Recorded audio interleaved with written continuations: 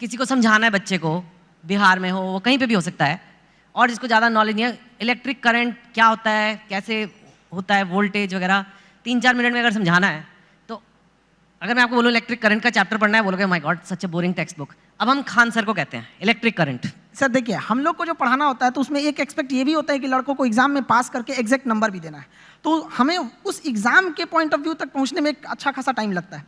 लेकिन समस्या क्या आ जाती है कि हमारे सामने बच्चा जो पढ़ के आ रहा है, जो गांव से आ रहा है, तो कई ऐसे गवर्नमेंट स्कूल या फिर ऐसे जगहों से वो पढ़ के आ रहा है कि जिसका स्टैंडर्ड एकदम मतलब हम एवरेज से भी नीचे समझ जाते हैं। तो सबसे पहले तो चैलेंज हो जाता है उसको ऊपर लेके आना वहाँ तक।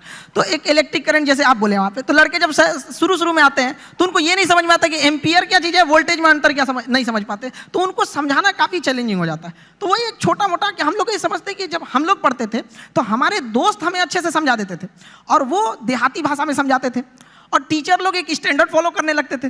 तो हमें ऐसा लगता था कि मेरा दोस्त ही ज़्यादा जानकार है लेकिन ऐसा नहीं कि टीचर के पास नॉलेज रहता था, बट बताते नहीं थे। तो हम लोग के पास जब लड़के आते हैं इलेक्ट्रिक करंट के लिए, तो उसको क्या समझाएगा आदमी कि एक इलेक्ट्रॉन एक छोटा सा पार्टिकल होता है, वो कितनी ज़्यादा आ रहा है, कितना ज़्यादा आ रहा है वो संख्या में दिख रहा है, कितनी भीड़ आ रही है, वो भीड़ उसके लिए एम्पियर हो गई, कितनी भीड़ आ रही है, और किस प्रेशर से भीड़ आ रही है वो उसके लिए वोल्टेज हो गया। अगर 220 वोल्ट है तो उसका प्रेशर अलग, 440 है तो उसका प्रेशर अलग। तो जहां भी हम लोग भीड़ से निकलते हैं तो क्या चीज़ होती है, दो ही चीज़ें होती हैं, भीड़ कितनी है और किस स्पीड से निकल रही है। तो जितनी ज़्यादा में भीड़ है वो उसका एम्पियर हो गया, जिस प्रेशर से निकल रही है वो उसके लिए वोल्टेज हो गया, जितना ज़्यादा होगा वो। तो इससे क्या होता है ना कि लड़के को पहले समझ में आता है कि नहीं वो रिलेट कहाँ करना है, फिर धीरे धीरे तो वो चीज़ें उसको एग्जाम तक तो पहुँच ही जाएगा, लेकिन उसको अपने पास हौसला ना खो दे शुरुआत में ही, इसलिए उसके एक फ्रेंड की तरफ बताना जरूरी होता है। आज तक ऐसा टीचर नहीं देखा सर, बट जो आप कर रहे हैं, I can't even tell you आप कितनी बड़ी सेवा कर रहे हैं हमारे देश में। जैसे आपने कहा कि एक मजदूर को भी क्वांटम फिजिक्स समझ आ जानी चाहिए, इतना बड़ा सपना लेना ही कि ये पॉसिबल भी है। क्योंकि मैंने तो जहाँ तक देखा है एक एलीट क्लास होती है इंडिया में, उसी को इंग्लिश मिलती है, और वो इंग्लिश जिसको मिलती है उसी को एक सर्टन टाइप ऑफ एजुकेशन मिलती है, और फिर वही और आगे बढ़ता जाता है, वही नौकरियाँ ले जाता है, वही टॉप पोजीशंस ले जाता है। आपने उसको तोड़ने की कोशिश किया? हमारे लाइफ का सबसे अच्छा डिसीजन था कि हमने इंग्लिश मीडियम छोड़ के हिंदी मीडियम में आ गए।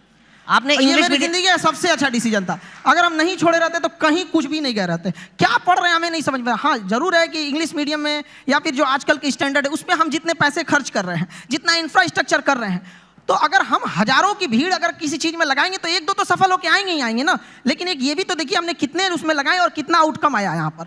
तो हिंदी मीडियम के आप स्कूल में, हमारे यहाँ पे एक स्कूल में हम जब पढ़ रहे थे सरकारी स्कूल में, तो ऊपर से टूट के गिर गया था छत, थोड़ा सा तो फूट गया सर यहाँ पे मेरा। अब बताइए वहाँ के लड़का सबको तो पहले दिखना पड़ता है कि मेरा बिल्डिंग कैसा है। तो ये सब भी तो मायने रखता है वहाँ पे। तो ऐसा नहीं है कि उनको जितना हम लोग अगर मोटिवेट करें, या अच्छा एक चीज़ और भी है, लोग सफल होने के बाद ना इंग्लिश को ज़्यादा प्रीफर करने लगते हैं। तो ऐसा लगने लगता है कि इंग्लिश ही है, बहुत बड़ी भाषा ही है। ऐसा नहीं है, भाषा बाधा नहीं होनी चाहिए, खास करके एजुकेशन में। जी हाँ बिल्कुल। आपका बचपन कैसा था? मैंने सुना है बहुत मतलब पैसे की कमी रही, ये वो, कितनी आपने गरीबी देखी है काफ़ी। मैं जानना चाहता हूँ क्योंकि लोगों को पता लगे कि आपके बैकग्राउंड के लोग भी कितना ऊपर गए हैं, तो इसके लिए ये बताना ज़रूरी है कि आपका बचपन कैसा था। अब गरीबी की हम क्या बोलें, हमने गरीबी को उतने पास से देखा है कि लोग अपनी पत्नी को उतना पास से ना देखे हों।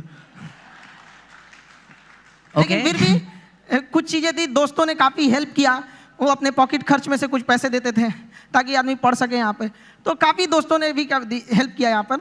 और धीरे धीरे कुछ टीचर्स भी आए हैं, वो लोग ने भी, पहले कुछ टीचर थे जो मतलब बहुत कम फी में पढ़ाते थे। तो हमें भी ऐसा लगा था कि जैसे हमारे साथ के बहुत सारे लड़के उनको अच्छी कोचिंग्स मिल गई 10th और 11th के बाद, तो उन लोग काफ़ी अच्छे अच्छे जगह पढ़ने लगे। हम लोग उनको देखते थे तो ऐसा लगता था कि ये जगह हमारे लिए नहीं है, एक अलग सी फील आती थी कि ये मेरे लिए नहीं है यहाँ पर। तो फिर जब हम लोग टीचिंग में आए तो हमने सोचा था कि भाई कोई भी गरीब से गरीब लड़का के लिए वो बड़े से बड़ी शिक्षा ग्रहण करने के लिए सपना देख सकता है और उसका सपना पूरा होगा। Very nice. सुना है कि आपके पास एक बार घर जाने के लिए 90 रुपए की टिकट थी, आपके पास थे नहीं 90 रुपए, 40 रुपए थे, तो इसलिए आप जा ही नहीं पाए घर, कुछ ऐसा भी कुछ हुआ था। जहाँ 40-50 रुपए की बात थी, मैंने सुना है कि आपको अभी थोड़े दिन पहले ही किसी एजुकेशन कंपनी ने कहा कि आप हमारे साथ आ जाओ नौकरी, और इनको जॉब ऑफर मिला, यू कैन से एक तरह से, एंड वो जॉब ऑफर था 107 करोड़ रुपए का। तो यू नो व्हेन, एक वो दिन भी आपने देखे हैं जो 40-50 रुपए नहीं है, घर जाने के दुकान बंद करके, और 100, लेकिन स्वैग देखो आप, मना कर दिया हमने मना कर दिया है, हमको 140 करोड़ नहीं चाहिए हमें। 140 करोड़ में आप पैसे ले सकते हैं, लेकिन जो स्टूडेंट का प्यार होता है वो कभी नहीं खरीद सकते हैं। जिस दिन मेरे इंस्टीट्यूट पे बम चला था, पुलिस बाद में आई थी, अगल बगल जितने लॉज थे, जब लड़कों को पता चला था तो पूरे लड़के छाप लिए थे सबको, और पूरे ऑर्गेनाइज अगल बगल की कोचिंगें डर के मारे बंद हो गई थी, और हमारी कोचिंग बम लगने के बाद भी नेक्स्ट बैच से एज इट इज चली थी, बाकी बच्चे नीचे खड़े थे। ये 107 करोड़ में कोई नहीं खरीद सकता है। और हम जिस जगह से आए हैं, बिहार से, यहाँ का अलग ही एक स्वैग है। वो तो मुझे पता है। हाँ। हम लोग आए, उसका अलग स्वैग है। हमारे यहाँ किसी का दिल टूटता है तो वो मजनू नहीं बल्कि माझी बन के पहाड़ तोड़ देता है। अरे वाह। हमारे यहाँ उगते, हर जगह उगते सूरज की पूजा की जाती है, हमारे यहाँ डूबते सूरज को भी पूजा किया जाता है। हमारे यहाँ युद्ध से पहले बुद्ध पढ़ा दिया जाता है। तो हम उस जगह से आए हैं जहाँ पे किसी को, अगर किसी को ऐसा लगेगा कि उसको दबा के उसको रास्ते से हटाया जा सकता है, तो नहीं हो सकता है वो। अरे वाह।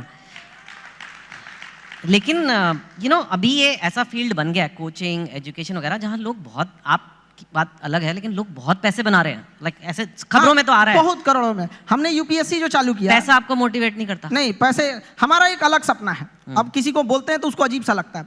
जैसे कोई घर है, अगर वो सड़क से ज़्यादा नीचे धंस गया तो टेक्नोलॉजी आ गई है, जैक लगा के उसे उठा देते थे।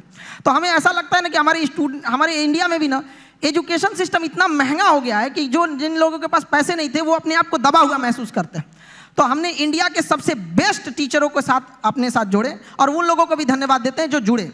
और जो फीस यूपीएससी स्पेशली कहते हैं, जो सबसे इंडिया में टॉप एलीट जॉब वही है, उसकी जो फीस 2.5 लाख थी, सेम टीचर के साथ सेम पढ़ाई को हमने 7,500 रुपए में दे दिया। 2.5 लाख से 7,500 में। हाँ, इससे क्या होगा कि हर गरीब लड़का भी पढ़ सकता है। होता क्या था सर कि यूपीएससी निकालने के बाद जो डीएम की कुर्सी पे बैठते थे तो उनका मेंटल लेवल बहुत हाई रहता था, लेकिन जो पब्लिक रहती थी उनका मेंटल लेवल बहुत नीचे रहता था। तो अभी इतनी सस्ती फीस होने की वजह से हर कोई पढ़ेगा, और पढ़ने के बाद जब वो मेंटल लेवल बढ़ेगा तो कुर्सी पे बैठने वाले अधिकारी और सामने की पब्लिक, केवल अंतर रहेगा तो कुर्सी का, बाकी मेंटल लेवल समान रहेगा, कोई शोषण नहीं कर सकता वहाँ पे।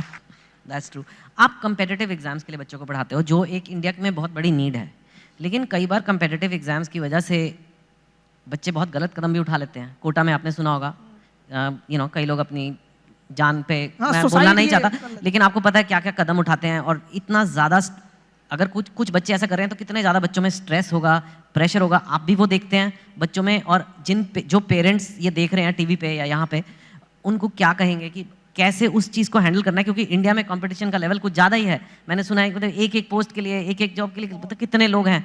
सो कैसे एक आदमी अपना मेंटल हेल्थ या कहें उसे अच्छा रखे? देखिए, बच्चों में एक चीज़ हम ये कहेंगे कि अगल बगल के एक्सपेक्टेशंस को वो देख लेता है और घबरा जाता है। वो अपनी माँ की बातों को सुने। जब हम फेल होते थे ना, तो मेरी मम्मी हौसला बढ़ाती रहती थी, कहती थी दुनिया तुम बहुत आगे जाएगा। हम कहते थे टीचर लोग कहते हैं कि तुम धब्बा हो, तो उनका कहना था टीचर लोग क्या जानेंगे तुमको, हम तुमको ज़्यादा जानते हैं, पूरी दुनिया की तुलना में हम तुमको 9 महीना पहले से जानते हैं, तो हमसे बेहतर तुम्हें कोई नहीं जानेगा। यहाँ पे स्टूडेंट को भी कहते हैं एक बार अपनी माँ बाप को देखो, तुम हीरा हो, तुम्हें कोई नहीं बदल सकता है। अपने दुनिया के दबाव में नहीं आना चाहिए। जिस पे यह जग हंसा है उसने इतिहास रचा है। वहाँ पे क्या हो गया ना, इतने बर्डन डाल दिए गए हैं, उनको लगता है कि आईआईटी बहुत, या फिर आप एम्स हो गया, आईएम हो गया। ऐसा नहीं है। यहाँ अच्छे लड़के गए हैं जिन्होंने आईआईटी को अच्छा बनाया है, वरना आईआईटी बिना एग्जाम लिए और डायरेक्ट सिलेक्शन दे के दिखा दे, फिर देखे वो मेंटेन कर पाएगा? नहीं, वो एग्जाम लेके अच्छे लड़कों को ही सेलेक्ट करके लाती है यहाँ पे। तो लड़कों को भी मेहनत करते रहना चाहिए और कभी सोसाइटी वगैरह पे नहीं सोचना चाहिए। हो सकता है कि जिनको लगता है कि मेरा एग्जाम नहीं हो पाया, आगे जाने के बाद उनकी कंपनी में एग्जाम पास करने वाला एम्प्लॉय बन जाए। आर्टिफिशियल इंटेलिजेंस की आजकल बड़ी खबरें आ रही हैं।